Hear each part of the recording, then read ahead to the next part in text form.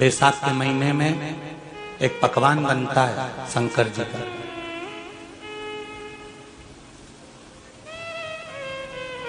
शिव जी के हाथ में त्रिशूल है, शिव जी के 3 नेत्र हैं, बेलपत्री में भी 3, बोलते जाओ, पत्ती है। बैसाख के महीने में जो शंकर भगवान को प्रसाद का भोग लगता है उसमें भी 3 ही चीज मिलती है। सत्तू कोई दूसरे महीने में बनता है? जम के तो बोलो नहीं। कब बनता है? यही बैसाख के महीने में। चने की दाल, गेहूं और जौ, इन तीनों को गलाकर सेक कर जो सत्तू तैयार होता है, इसी बैसाख के महीने में परशुराम जयंती के दिन या अमावस्या के दिन या पूर्णिमा के दिन शंकर भगवान को समर्पित होता है और भगवान विष्णु को समर्पित होता है। दुनिया के लोग कहते क्या होता है सत्तू से?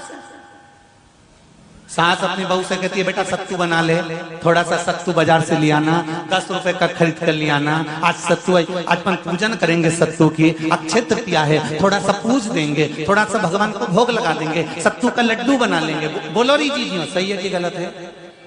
बाजार में भी सत्तू मिलता है तो बच्चे कहते हैं, बहुएं कहती हैं कौन खाएगा, काय को ला रहे हो, सत्तू का क्या काम है? पर शिव महापुराण की कथा कहती है, स्कंद पुराण की कथा कहती है, जिस समय पर बैसाख के महीने की सुंदर अमावस्या का दिन था, उस दिन माता पार्वती शंकर भगवान के लिए जब पकवान बनाने के लिए बैठी, कुछ नहीं मिला, तब माता पार्वती ने 3 अनाज को लिया, एक चना, दूसरा गेहूं और तीसरा जो, इन तीनों को भींग रहे थे उसको लेकर आए गंगा जी में से, उसको सेक कर माता ने अंगीठी पर और उसका जो सत्तू बनाकर शिव को दिया। शंकर भगवान ने कह दिया, सुन पार्वती, ये सत्तू नहीं, ये मेरी औषधि है।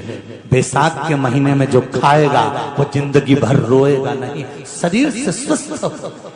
अब उसको लोगों ने हंसी खेल में ले लिया, सत्तू का क्या काम, मम्मी हम नहीं खाएंगे, बड़ा पूरा। शिव जी का एक एक चीज। बैसाख के महीने में पियो बेल, बेल मतलब समझ गए, बेल का रस। बैसाख के महीने में पियो बेल और शरीर को रखो ऑलिव बेल। शरीर बेकार नहीं होगा, शरीर बेकार नहीं हो सकता। अब शिव आराधना तो करो। हाँ, जिंदगी की मोड़ पर शंकर परीक्षा बहुत लेते हैं, बहुत परीक्षा। एक सुंदर संवाद आता है स्कंद पुराण, शायद आप लोगों ने सुना होगा, सुना हो तो भी सुन लो, नहीं सुना हो तो भी सुन लो। कांति नगर में राजा श्रीयाजी रहते थे, उनकी धर्मपत्नी का नाम था चांगुणा। क्या नाम है उनका? चांगुणा। चांगुणा शिव भक्ति में लीन रहती थी, उसे शंकर की भक्ति के सिवा कुछ सुहाता ही नहीं था, शिव आराधना के सिवा उसको कुछ भाता ही नहीं था। दिन भर शंकर की शरणागति करना, शिव का स्मरण करना, शिव भक्ति में डूबे रहना।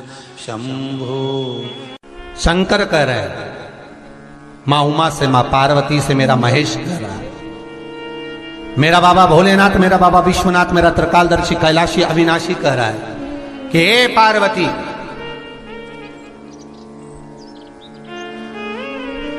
एक बीला, एक बेल जो मुझे समर्पित करता है, और समर्पित करने के बाद उस बेल की महत्वता देखिए, जो बैसाख महीने में बाबा शंकर को जो चढ़ाया जाता है और 1000 अश्वमेध यज्ञ का पुण्य फल हम प्राप्त कर लेते, मात्र एक फल चढ़ाकर, मात्र एक फल चढ़ाकर।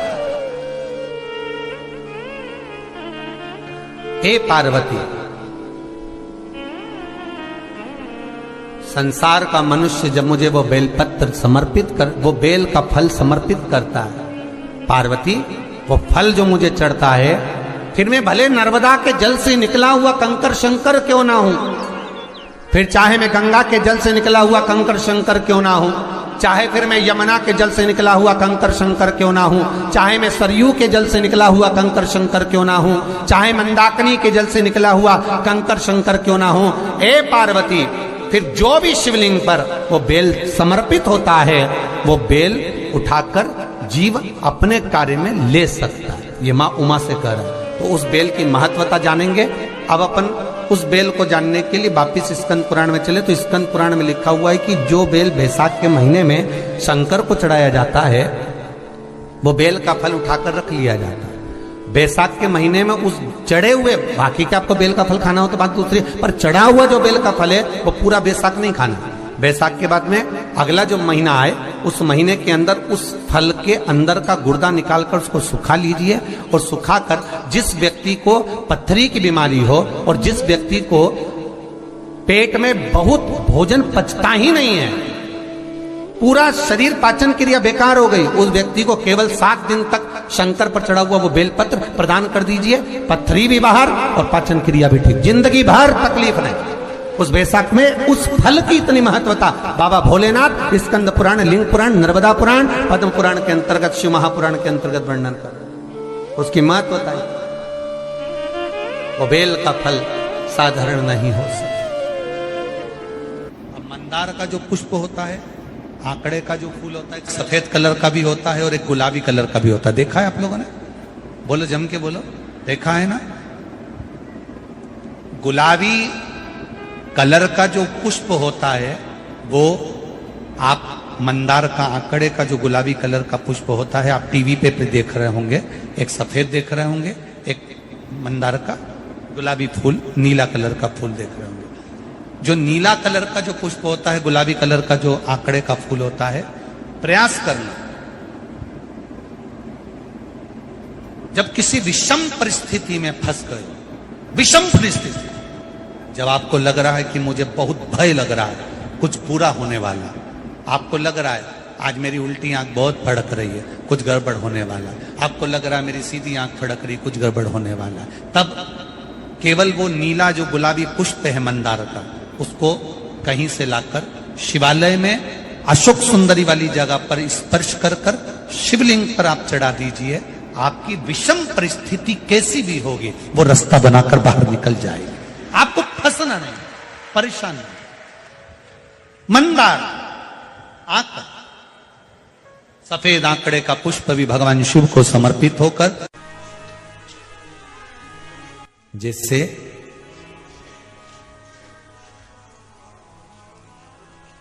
बेले के फल का गुर्दा, बेल का जो फल होता है, बेलपत्री का फल, उसका जैसे गुर्दा, उसके अंदर का जो भाग होता है बेल का, वो गुर्दा,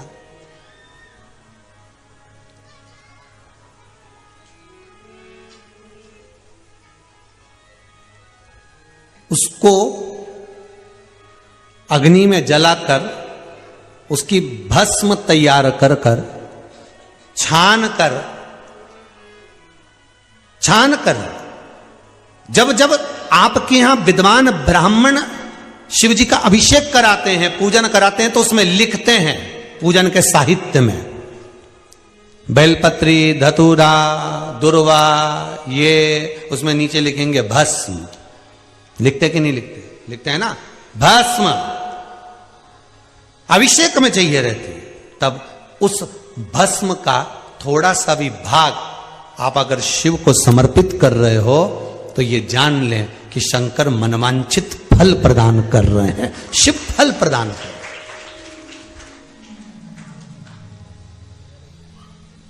महाराज,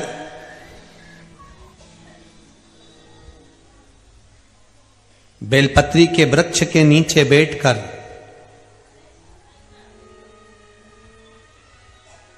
हाथ में एक बेलपत्र का पत्ता रखकर आप पंचाक्षर मंत्र नमः शिवाय, ओम नमः शिवाय या श्री शिवाय नमस्तुभ्यम या महामृत्युंजय मंत्र का स्मरण कर रहे हो, पर डंडी का भाग अपनी ओर, बेलपत्र की बीच वाली पत्ती का भाग बीच वाली उंगली की ओर रखकर अगर आप स्मरण कर रहे हैं और अपनी कामना कर कर बेलपत्री के वृक्ष के नीचे बैठकर उस पत्ते को सम्मुख रखकर बाबा से विनय कर कर एकांत में उस बेलपत्री के वृक्ष की छांव में, बेलपत्री के वृक्ष की छांव आप कामना कर कर उस पत्ते को शंकर भगवान के ऊपर समर्पित कर रहे हैं, तो ये जान कर रखें कि पार्वती और शिव का मिलन करवा रहे हैं और अपनी मनवांछित फल कामना पूर्ण करवा रहे हैं। क्योंकि शिव और पार्वती का जब मिलन होता है, शंकर पार्वती जब एक दूसरे के सम्मुख में होते हैं, शिव और पार्वती जब एक दूसरे के सामने अपने बच्चों के कारण एक दूसरे के सम्मुख में आते हैं, तो उनके चेहरे पर प्रसन्नता का भाव आ जाता है। फल, मनवांचित फल की कामना आप जिस कामना के लिए कर रहे हैं, विवाह के लिए, नौकरी के लिए, सर्विस के लिए, व्यापार के लिए, रोग मुक्ति के लिए, आप जिस कामना से कर रहे हैं, ईश्वर महादेव, जो व्यक्ति पथभ्रष्ट होता है, जैसे मदिरा के नशे में पड़ गया, कहीं जुए में पड़ गया, कहीं मांसाहार में पड़ गया, कहीं व्यसन में पड़ गया, कहीं गलत काम में अगर कोई जा रहा है, तो श्रंभेश्वर महादेव के नाम से काली तिल भगवान शिव को समर्पित करी जाती है। महाराज काली तिल को वापस उठाकर ले आते हैं, उसी काली तिल को जो मदिरा का नशा करने वाला होता है या जो गलत व्यसन में डूबा हुआ होता है, उसको वो सुबह के समय अगर नहीं खाता तो भोजन के साथ उसको दिया जाए। श्रंभेश्वर महादेव, एक बेलपत्री का भी बहुत अच्छा प्रयोग है श्रंभेश्वर महादेव का, मदिरा पीने वालों के लिए, मांसाहार, व्यसन में, जुए में, पेशावृत्ति में, पर नारी में, गलत जगह पर जो डूबे रहते हैं उनके लिए।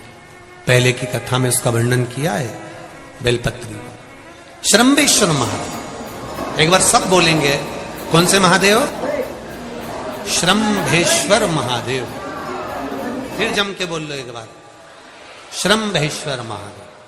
जब हमारे घर में क्रोध बढ़ता है या कोई गलत कार्य में जाने लगता है, तो श्रंभेश्वर महादेव का हमें शरणागति लेना चाहिए, श्रंभेश्वर महादेव का पूजन करना चालू कर देना चाहिए। कई लोग कहते महाराज जी श्रंभेश्वर महादेव का मंदिर कहाँ मिलेगा, हम कहाँ पूजन करने जाए? कहीं नहीं जाना, तुम्हारे घर के पास में जो शंकर जी का मंदिर है वहीं जाओ, उसी देवालय में, उसी मंदिर में जाओ,